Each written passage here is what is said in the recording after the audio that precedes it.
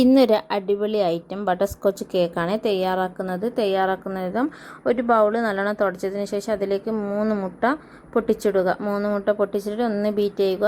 2 തുള്ളി vanilla essence വെച്ച് നല്ലോണം ഒന്ന് ബീറ്റ് ചെയ്യുക. നല്ലോണം ഒന്ന് ബീറ്റ് ചെയ്തതിന് ശേഷം 6 സ്പൂൺ പാൽ അതിലേക്ക് ഒഴിക്കുക. തണുത്ത പാൽ ഒഴിക്കരുത്. നമ്മുടെ പാല് പതിപ്പിച്ച് തണുത്തതിന് ശേഷമേ ഇതിലേക്ക് ഒഴിക്കാൻ പാടുള്ളൂ. അതും നല്ലോണം ബീറ്റ് ചെയ്തതിന് ശേഷം കുറച്ച് ജലാറ്റിൻ ഒഴിച്ച് നന്ന് ബീറ്റ് ചെയ്യുക. പിന്നെ 1/4 കപ്പ് ഓയിൽ ഒഴിച്ച് നല്ലോണം ഒന്ന് ബീറ്റ് ചെയ്തിട്ട് നമ്മുടെ ബീറ്റർ അവിടെ ഓഫാക്കി വെക്കുക. നമ്മൾ ഇതിന് വേണ്ട പൊടി അരിച്ച് മാറ്റി വെച്ചിട്ടുണ്ട്. ഈ കേക്ക് നമ്മുടെ ബട്ടർ സ്കോച്ച് കേക്ക് ഇഷ്ടമായവർ ഒരു ലൈക്ക് തരാൻ മറന്നുപോയതേ.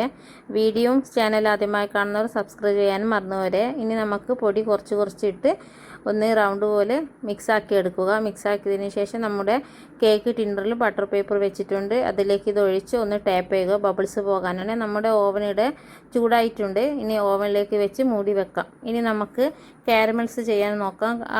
ഒരു കപ്പ് പഞ്ചസാര ഒന്ന് മെൽറ്റ് ആയതിനു ശേഷം അതിലേക്ക് നിലക്കടലയാണ് ഇടുന്നത്. നിലക്കടലയും കൂടി ഇട്ടതിന് ശേഷം ഒരു പ്ലേറ്റിൽ ബട്ടർ തൂകി അതിലേക്ക് ഇടുക. തണിഞ്ഞതിന് ശേഷം പൊടിച്ചെടുക്കുക.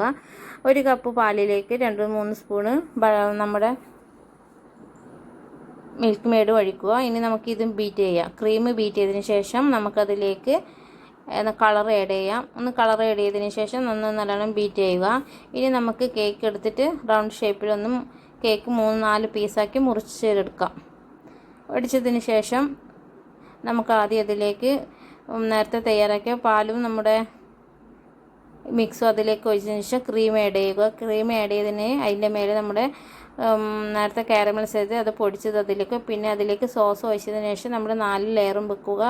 പിന്നെ എല്ലാ സൈഡും ക്രീം ഒഴിച്ചതിന് ശേഷം നമ്മുടെ കാരമൽസ് എല്ലാം സൈഡിൽ ഒഴിക്കുക. നമ്മുടെ കേക്ക് റെഡി ആയിട്ടുണ്ട്. ഇനി ഫ്രിഡ്ജിലേക്ക് വെക്കുക. സൂപ്പറാണേ.